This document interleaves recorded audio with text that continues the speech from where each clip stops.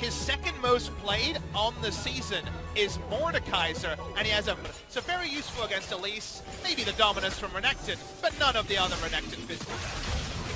Yeah, no, we're getting a little bit of a heavy trade right there. Now remember, Infernal, it's coming up in a couple, it's already up, but Infernal is gonna be on the agenda in a couple of minutes from now. Look at this lane state too, looking for the flash into the cocoon. Looks like we'll have our first blood, and that one's gonna be given to Faker in the mid lane.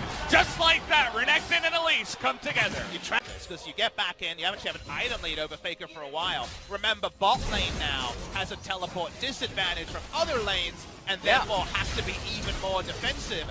So if we see a lane really frozen, to at least investigate his options once up. It's almost like you guys read the script, but instead of going for the dragon, he wants to go down to the bottom side. Notice how Teddy and Effort are both low on mana. Effort goes for the engage, but there's a couple of wards that actually spotted the Elise coming in prior to that one, so Lens and Viper totally fine. My guess is that SKT communicated when Griffin got some access to the river and know there's very likely to be wards in the area that they can't necessarily clear out. So safety first decision there. Ships in the night, Sejuani going bot side as Clid, looking for a repeat mid. Faker has flash again. We could just see deja vu here if he wants to go for it. Trying to bait Toby forward. This time just going to use the dash. Dominance used by Toby, but it's not going to be enough as the slash comes through from Faker again. And SKT pick up a second kill. But Griffin, as we move into the mid game, I have a hard time saying that they're really far behind. I think that they're slightly behind.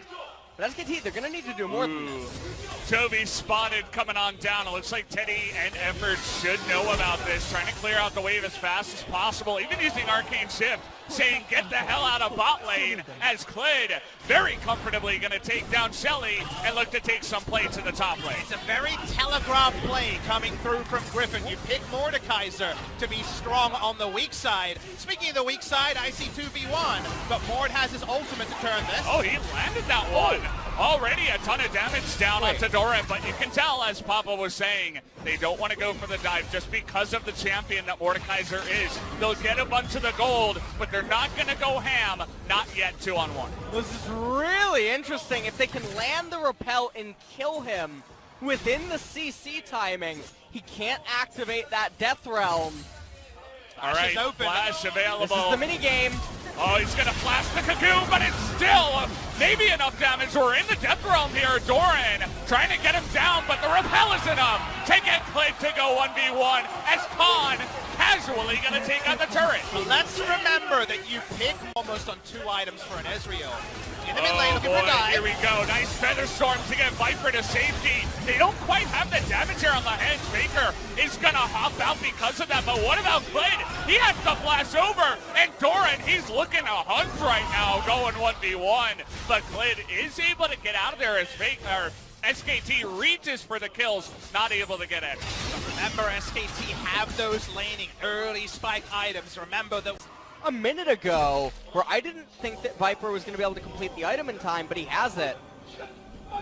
I'm not sure I'm willing to come with this trust fall, but let's see it. I'm ready for some blood. Doran could be in a lot of trouble. Look at the burst, not even able to use his ultimate, and down goes the Mordekaiser just like that. Griffin, if they had any thought about fighting for the Infernal Drake, they certainly don't now.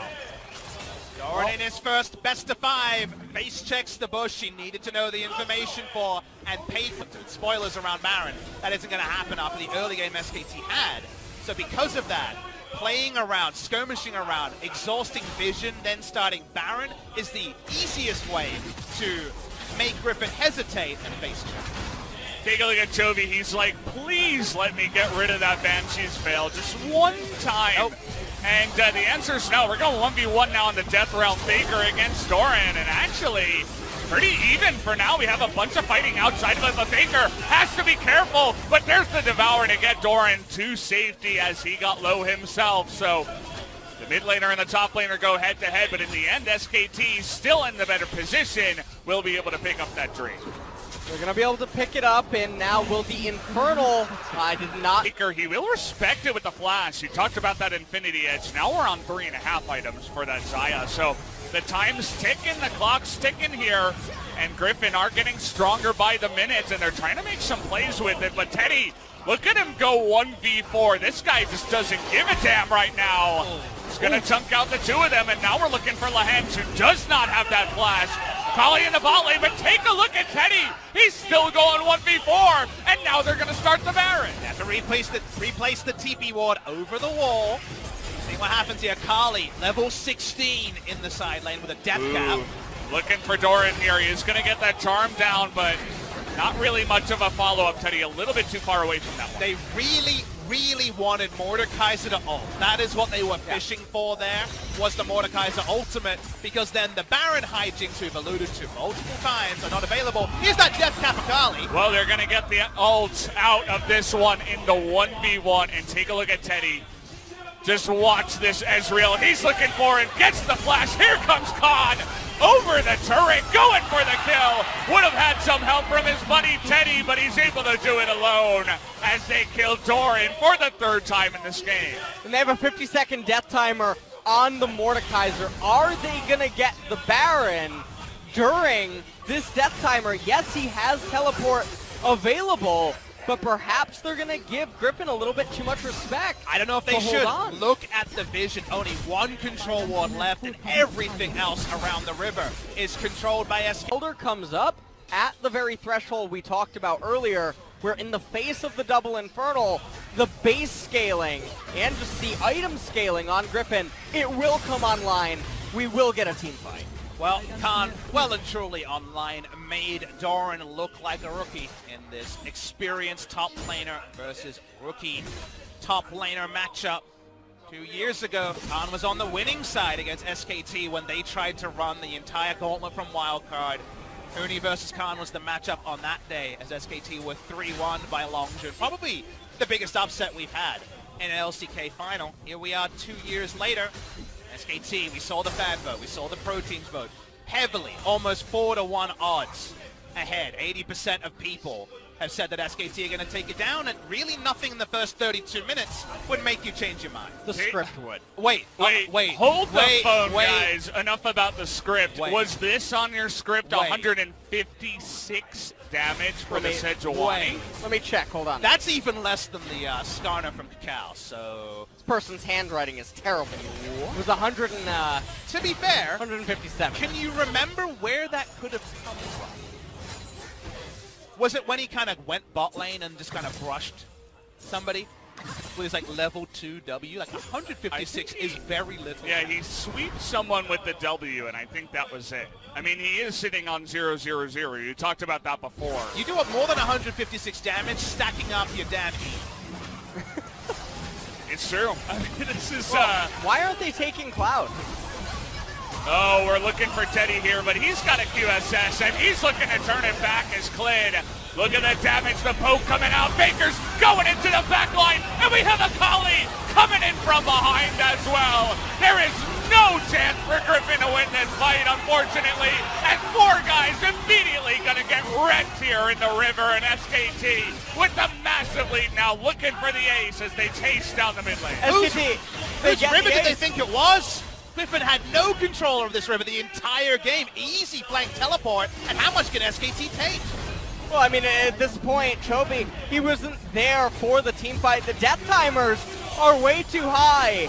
Chovy, he's going to try to be a hero. Oh, we're doing it.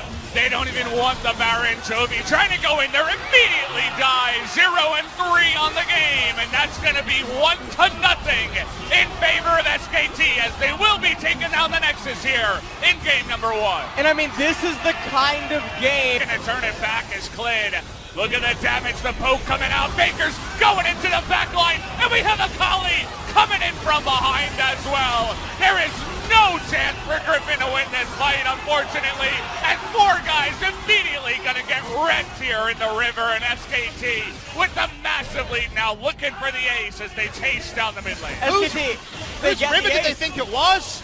Griffin had no control over this river the entire game. Easy flank teleport, and how much can SKT take?